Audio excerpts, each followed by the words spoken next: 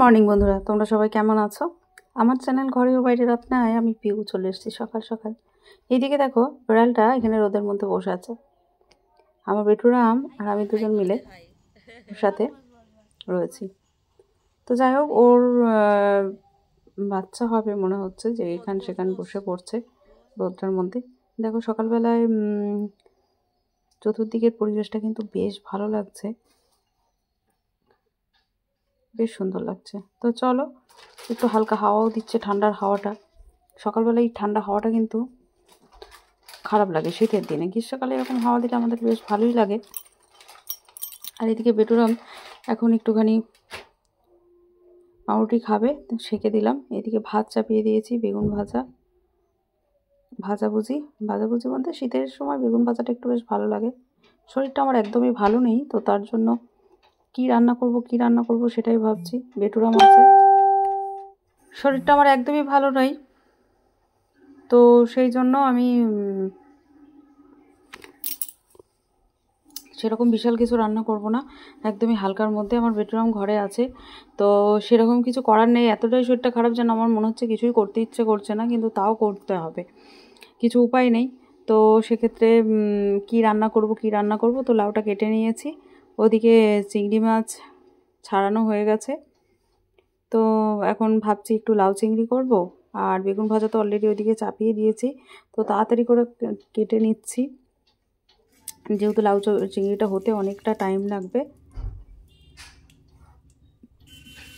এদিকে চিংড়ি মাছটা আমি প্রথমেই ছাড়িয়ে নিয়েছিলাম রোদ্দুরে বসে বসে।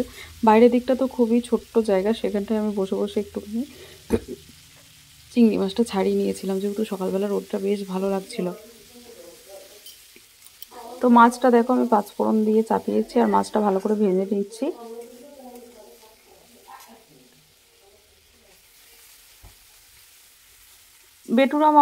বেটুরাম কিন্তু চিংড়ি মাছটা লাউ চিংড়ি করে দিলে বেশ গরম গরম ভাতের সাথে মাখিয়ে খেতে বেশ ভালো লাগে।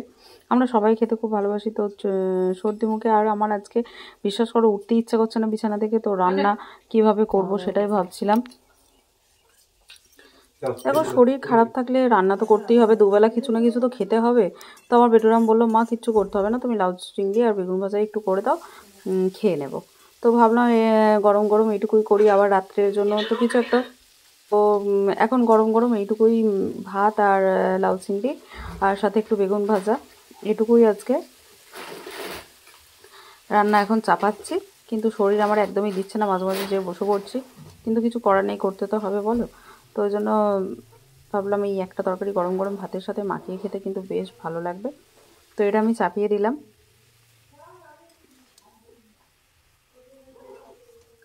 এখন তরকারিটা মশলাটা আমি কিন্তু ভালো করে কষিয়ে নিয়েছি, চিংড়ি মাছটাও ভেজে নিয়েছি। এখন কিন্তু নাড়াচাড়া করে আমি ঢাকা দিয়ে দেবো। লাউ চিংড়িটা কিন্তু মা আমার খুব সুন্দর করে বানায়। তো আমি আমার মায়ের কাছ থেকে শিখেছি লাউ চিংড়িটা কীভাবে বানাতে হয়। তো মা এইভাবেই সুন্দর করে বানায়। মা কিন্তু লাউটা বেশ একটু বড় ডাল ডাল করে কাটে। মা বলে নাকি লাউ যতটা একটু বড় বড় করে সুন্দর কাটা যাবে, ততটা নাকি বেশ তরকারিটা বেশ মাখা মাখা সুন্দর খেতে হবে। তো যাই হোক, আমি একটু সরু সরুই কেটেছি, কিন্তু মা যেইভাবেই চাপায় আমি সেইভাবেই কিন্তু চাপিয়েছি। তো চলো, আর কি করব ভাবছি। তো দুটো করলা ছিল, আমি একটুখানি শুধু ওই বেগুনের অল্প একটু তেল ছিল, সেটাতেই নেড়ে একটু বসিয়ে দিয়েছি। তো দুপুরে কি রান্না করেছি দেখো, গা থেকে সোয়েটার খুলিনি, প্রচুর হাওয়া দিচ্ছে, গাটা যেন জ্বর পাড়া। জ্বর কাল রাত্রে এসেছিলো, সকালে ওষুধ খেয়েছিলাম, তারপর থেকে এখনও আসেনি জ্বরটা, কিন্তু শরীরটা যেন কেমন অসুস্থ করছে। আবার যেন আমার সন্ধ্যের পর থেকে জ্বরটা আসছে, এরকম একটা হচ্ছে। তো চলো, বেগুন ভাজা, উচ্ছে ভাজা, লাউ চিংড়ি আর লেবু, লঙ্কা, কাঁচা পেঁয়াজ এইটুকু তো নিয়েই নিয়েছি সাথে। আর দেখো তরকারি আমি করা হয়ে গেছে। এবার রাত্রের জন্য একটু কিছু আমি বানিয়ে রাখবো, এটুকুই ভাবছি। তো এইটুকু রান্না, গরম গরম ভাত, আমার বেটুরাম আমি দুজন মিলে এখন খেয়ে নেব। দুপুরবেলাটা আমার বেটুরাম বসে পড়েছে, দেখো উচ্ছেগুলো মানে তুলে দিয়েছে, করলাগুলো যেটা বলছি আর কি। তো ও এখন তুলে দিয়ে এবার নিজের মতন করে খাবে। তো যাই হোক, ওকে বললাম যে বাবা, কিন্তু ও বলছে মা মাখিয়ে দিতে হবে। তো আমি ওকে এখন একটু মাখিয়ে দেবো। ও আসলে খেতে পারে না, তাও ওই যে আমার শরীরটা খারাপ, বলছে মা তুমি যদি মাখিয়ে দাও তাহলে আমি খেয়ে নেব। তো ওকে এখন মাখিয়ে দিচ্ছি, মাখিয়ে দিয়ে আমিও খাবো। তো ও এখন খেতে থাক, আর দেখো আমার রান্না পুরো কমপ্লিট হচ্ছে। গরম ভাতের সাথে একটু মাখিয়ে গরম গরম দেখবে খাওয়া হয়ে যায়। সব সময় যে ডাল দরকার হয় তা হয় না। গরম ভাতের সাথে একটু মাখা মাখা তরকারি হলে খেতে কিন্তু আমরা সবাই বেশ ভালো লাগে, বিশেষ করে ভাতটা যদি গরম থাকে। তো আমি খেয়ে দিয়ে একটুখানি বসে নিই, যেহেতু ভাত খেয়ে শুলেই আবার কিন্তু জ্বরটা চলে আসবে। ওই জন্য কী করলাম, রাত্রের জন্য একটু ডিমের তরকারি করে নিলাম। মশলাটা আমি একটু রেখে দিয়েছিলাম, সেই বাটা মশলা দিয়েই আমি একটু কিন্তু ধনেপাতা ছড়িয়ে ডিমের ঝোল করে রাখলাম রাত্রের জন্য। আর এদিকে আমাকে একটুখানি বেরিয়ে যেতে হয়েছিল শিয়ালদা, তো